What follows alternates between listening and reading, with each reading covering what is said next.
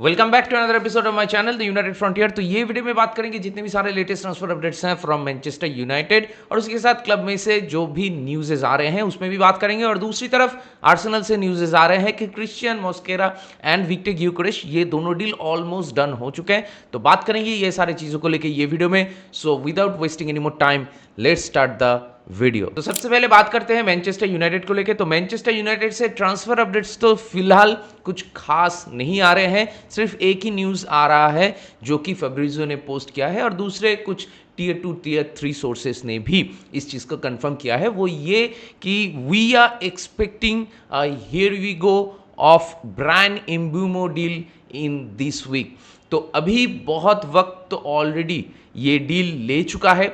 इसके बाद ये हफ्ते के अंदर क्या ये डील फाइनली कंक्लूडेड होते हुए हम लोग देख पाएंगे, वही अभी सबसे बड़ा क्वेश्चन है। लेकिन फिर भी I still don't know whether we could hear the here we go in this week और not only time will tell what will happen. तो ये डील को लेके खामखा और ज़्यादा बातें करने का कोई मतलब नहीं है, क्योंकि मैं मेरे पिछले बहुत सारे वीडियोस में ब्रायन एम्बुमो को लेके बहुत कुछ कह चुका हूँ, बहुत सारे चीज़ों को एक्सप्लेन कर चुका हूँ। तो if you are interested you can go and watch that videos और उसी के साथ वो लिंक आपको ये वीडियो की डिस्क्रिप्शन में मिल जाएगा। तो let's move on to the next topic from Manchester United. वो ये कि सोशल मीडिया में बहुत सारे फोटोज आ रहे हैं from Manchester United players in the training और उसी के साथ प्री सीजन से पहले सभी के जो बॉडी ट्रांसफॉर्मेशन हुआ है। मतलब Manchester United players most of them are looking much more leaner. और इसी के साथ सोशल मीडिया में as usual Manchester United fans are overreacting. मतलब कुछ फैंस इस चीज़ को लेके बहुत ही पॉजिटिव फील कर रहे हैं। ये लोग कह रहे हैं या फिर सोच रहे हैं कि ये जो ट्रांसफॉर्मेशन हम लोगों को देखने को मिला है, specially in terms of look Shaw या फिर कैसेमीरो या फिर हॉयलैंड, तो ये सारे प्लेयर्स की आप लास्ट सीजन में जाके उनके फोटोज़ वगैरह या फिर वीडियोस वगैरह देखें और अभी इनकी जो करेंट फिजिक है उसको अगर देखें तो they are looking much leaner and much fitter. तो ये लोग मान रहे हैं, जो लोग पॉजिटिव माइंडेड है वो लोग मान रहे हैं कि इसका डायरेक्टली इफेक्ट इनके गेम में भी देखने को मिलेगा। ये लोग ज़्यादा वर्क रेट प्रोवाइड कर पाएंगे टीम को और उसी के साथ इनका गेम भी इंप्रूव होगा। और कुछ लोग बहुत ही नेगेटिव थॉट्स लेके फिर से आगे जा रहे हैं। उनका मानना है बिल्कुल ही 180 डिग्री ऑपोजिट कि जितना भी भले ये लोग अपना फिजिक को ट्रांसफॉर्म कर ले लेकिन फिर भी परफॉर्मेंस हमको वही टट्टी वाला ही देखने को मिलेगा इस सीजन में from this sets of players. तो मेरा ओपिनियन ये सारे चीज़ों को लेके ऐसा नहीं है।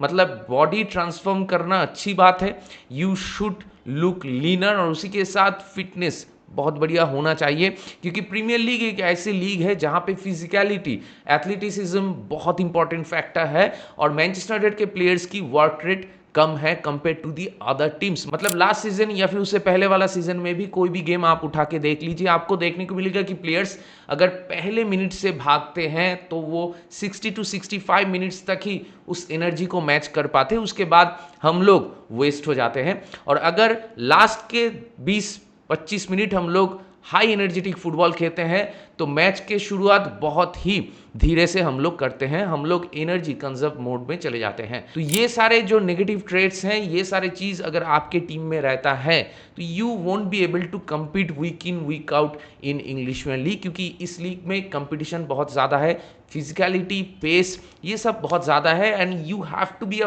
Very good athlete before you are a good footballer. यही मॉडर्न डे फुटबॉल की परफेक्ट बेसिक डेफिनेशन है। तो इसीलिए मैनचेस्टर यूनाइटेड के players are looking much more leaner much more fitter और उसी के साथ लास्ट सीजन से अगर आप कंपेयर करो तो एक अच्छा खासा ट्रांसफॉर्मेशन हम लोग को देखने को मिल रहा है, which is a good thing to know. लेकिन फिर भी आपको फील्ड में जाके वो वर्क रेट प्रोवाइड करना होगा, आपको फील्ड में जाके वो एथलेटिसिज्म शो करना होगा, वो इंटेंसिटी मैच करना होगा जो प्रीमियर लीग डिमांड कर रहा है। मतलब हर एक प्लेयर को रूबेन अमोरिम में एक अलग अलग असाइनमेंट दिए थे, एक अलग अलग रूटीन में रखे थे to become their best versions. लेकिन ये जितनी भी सारे चीज़ें में हम लोग बात कर रहे हैं ये सब is associated with the body and physicality and fitness. अभी भी गेम में इंप्रूव होना बहुत बाकी है। तो ओनली टाइम विल टेल कि ये सारे प्लेयर्स में से जितने भी सारे प्लेयर्स के साथ इस सीजन में जाते हुए हम लोग कंटिन्यू करेंगे, वो सारे प्लेयर्स क्या वो वर्क रेट वो इंटेंसिटी जो इंग्लिश में लीग की गेम्स डिमांड करता है उसको मैच कर पाएगा। Only time will tell what will happen. And आपको इस बारे में क्या लगता है, please do let me know in the comment section. इसके बाद चलिए बात कर लेते हैं आंद्रे ओनाना को लेके। तो न्यूज़ ऐसे आ रहे हैं कि Andre ओनाना got injured in the training pitch और उसी के साथ वो 6 to 8 वीक्स के लिए बाहर हो चुका है। तो अभी प्री सीजन के बाद जब प्रीमियर लीग शुरू होगा तो उस वक्त हम लोग को एक अच्छा गोलकीपर चाहिए होगा एज ए बैकअप। वो इसलिए कि आंद्रे ओनाना को हम लोग पहले ही नहीं बेच पा रहे थे, तो अभी इंजर्ड हो चुका है वो, इसके बाद उसको बेचना और भी मुश्किल हो जाएगा। And I am sure Andre ओनाना इस सीजन में कहीं नहीं जाएगा, वो रहेगा मैनचेस्टर यूनाइटेड में, ऐसा मुझे लग रहा है। तो अगर ऐसा हो जाता है तो इन दैट केस हम लोग शायद अल्ताय बायंदीर को बेच देंगे और उसके जगह पे एक अच्छा खासा बैकअप गोलकीपर को लाएंगे जिसकी सख्त से सख्त ज़रूरत है, क्योंकि आंद्रे ओनाना को थोड़ा बहुत कंपटीशन की ज़रूरत है। और उसी के साथ अगर आंद्रे ओनाना रहता है और वो अगर फिर से मैचेस में वो फंबल वगैरह या फिर सिली मिस्टेक्स वगैरह करता है तो उसको बेंच करके हम लोग एक प्रॉपर गोलकीपर को ला सकते हैं जो एज ए बैकअप रहेगा, जिसका सैलरी ज़्यादा नहीं होगा और जो आप कह सकते हो कि एक एवरेज सा परफॉर्मेंस दे सकता है, मतलब 6 या 7 आउट ऑफ 10 ऐसे परफॉर्मेंसेस दे सकता है, तो भी हम लोगों का काम चल जाएगा। तो ऐसे ट्रेड्स के, ऐसे प्रोफाइल के एक गोलकीपर हम लोगों को चाहिए होगा। तो अभी मेरे ख्याल से अगर ब्रायन एम्ब्यूमो का डील इस हफ्ते तक हो जाता है तो उसके बाद शायद हम लोगों को यही देखने को मिलेगा कि हम लोग कोई बैकअप गोलकीपर के लिए जाएंगे, क्योंकि अगर हॉयलैंड रहता है, जो रिपोर्ट्स आ रहे हैं उसमें यही आ रहा है कि हॉयलैंड चाहता है to compete for this team and prove himself in front of the world, तो इसीलिए मुझे लगता है कि हॉयलैंड शायद रुक जाएगा। और दूसरी तरफ हॉयलैंड को बेचना भी थोड़ा मुश्किल है, क्योंकि क्लब नहीं आ रहे हैं, जितने भी सारे क्लब से लिंक्स आ रहे हैं वो सब लोन मूव के लिए आ रहे हैं, तो मुझे नहीं लगता कि वो फ्रूटफुल होगा, क्योंकि अगर हॉयलैंड को लोन में भेजेंगे तो हम लोग को एक स्ट्राइकर लाना होगा और पैसा हम लोग के पास नहीं है। तो मुझे लगता है कि हॉयलैंड को हम लोग रखेंगे इस सीजन में।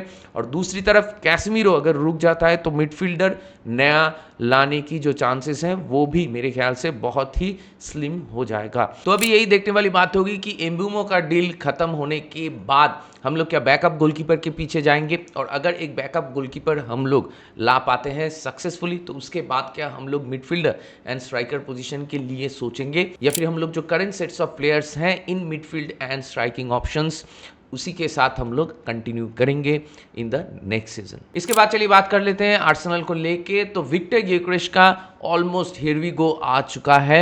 सभी क्रेडिबल सोर्सेस, आपका फेब्रिजियो हो या डेविड ऑनस्टीन, ये सारे सोर्सेस ने इस चीज़ को कंफर्म कर दिया है कि विक्टर ग्योकेरेस का डील ऑलमोस्ट हो चुका है। मतलब स्पोर्टिंग व playing very hard ball with Arsenal, क्योंकि विक्टर ग्योकेरेस की एजेंट की पैसों की डिमांड ज़्यादा थे। लेकिन अभी सुनने में ऐसे ही आ रहा है कि अराउंड 6 मिलियन पाउंड्स के आसपास कुछ पैसा विक्टर ग्योकेरेस की एजेंट वेव ऑफ कर दिया है। मतलब सीधी बात, विक्टर ग्योकेरेस की एजेंट वो पैसा नहीं ले रहा है for the sake of this transfer, क्योंकि Viktor Gyokeres was in a strike, वो नहीं आ रहा था ट्रेनिंग में। और दूसरी तरफ कुछ दिन पहले प्रेसिडेंट, मतलब स्पोर्टिंग सीपी की प्रेसिडेंट, उसने ये चीज़ को फिर से कहा है कि अगर ये प्लेयर ट्रेनिंग में नहीं आ रहा है, ये प्लेयर अगर मूव नहीं कर पाता है, क्योंकि आर्सेनल अगर प्राइस मैच नहीं करेगा तो हम लोग इस प्लेयर को नहीं बेचेंगे, और इस प्लेयर का अभी 3 साल का कॉन्ट्रैक्ट है, तो उसको फाइन देना होगा for not coming to the training sessions. लेकिन उसके बाद ये न्यूज़ आ जाता है कि Arsenal match the price of Sporting Lisbon. वो होता है आपका, अगर टोटल पैकेज की मैं बात करूं तो 75 मिलियन यूरो के आसपास कुछ पैसा आर्सेनल पे करेंगे, जिसमें आपका 10 मिलियन के आसपास आपका एड ऑन्स होगा। तो देखा जाए तो 63 to 65 मिलियन यूरोस के आसपास बेस प्राइस है और उसके बाद आपका एड ऑन होगा। So finally Arsenal fans will be happy. मतलब मुझे मालूम है बहुत सारे आर्सेनल फैंस वे preferring Benjamin Sesko over Viktor Gyokeres, लेकिन लेप्जिग बहुत ज़्यादा पैसों की डिमांड कर रहे थे। एंड अगर मैं पीक की बात करूं तो बेंजामिन शेस्को की पीक अभी तक नहीं आया है। On the other hand Viktor Gyokeres उसके पीक में है, तो he can guarantee some numbers in front of the goal for Arsenal in the Premier League और चैंपियंस लीग, जो कि आर्सेनल के लिए बहुत ही इंपॉर्टेंट है। मतलब एक लॉन्ग टर्म इशू जो आर्सेनल में था, आर्सेनल फाइनली उसको एड्रेस कर चुका है ये समर ट्रांसफर विंडो में। तो अभी यही देखने वाली बात होगी कि मादुएके एंड विक्टर ग्योकेरेस, ये दोनों प्लेयर्स खरीदने के बाद क्या आर्सेनल एजे के पीछे जाएंगे या नहीं जाएंगे, क्योंकि एजे अगर आता है तो Eze can play in the left और उसी के साथ Eze can be used behind the striker as a backup of Martin Odegaard.